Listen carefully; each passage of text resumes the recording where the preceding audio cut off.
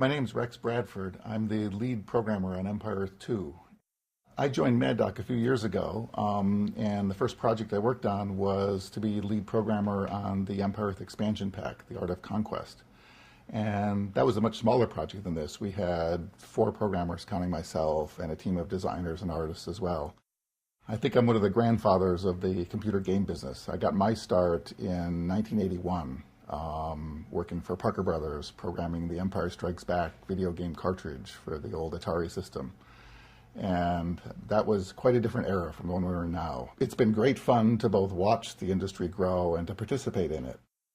In a large project like this, it's inevitable that people's roles change, and particularly mine, as the life cycle of the project changes. Like most projects, we had a much smaller team at the very beginning of the project.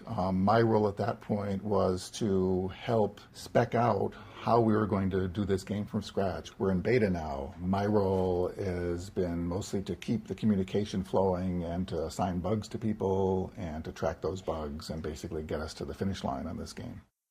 A modern RTS game features usually between 500,000 and 1 million lines of computer code. We have employed some middleware in this game and written a huge amount of low-level code from scratch, as well as the sort of fancier code that we get our kicks out of, writing strategic AI and writing some of the fancier UI elements even, and the physics that drives the game, the animation systems, that sort of thing. One little critter in this game, one little military unit like you see taking out my city center right here, has an enormous amount of information that's associated with it. He keeps track of who has attacked it recently, what its current goal is, what goal it may have suspended in order to go on its current goal, who it can see around it because it might want to change who it's attacking. There's an enormous amount of information that goes on under the hood to make these little entities that you see in the game not behave stupidly. One of the challenges is getting a game that's balanced well.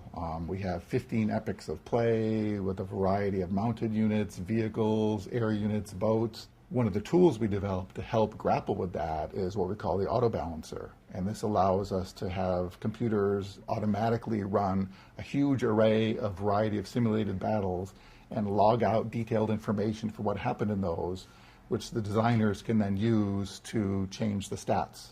And without some sophisticated tools written specifically just for balancing the game, we would not be able to polish it to the extent that it's being polished.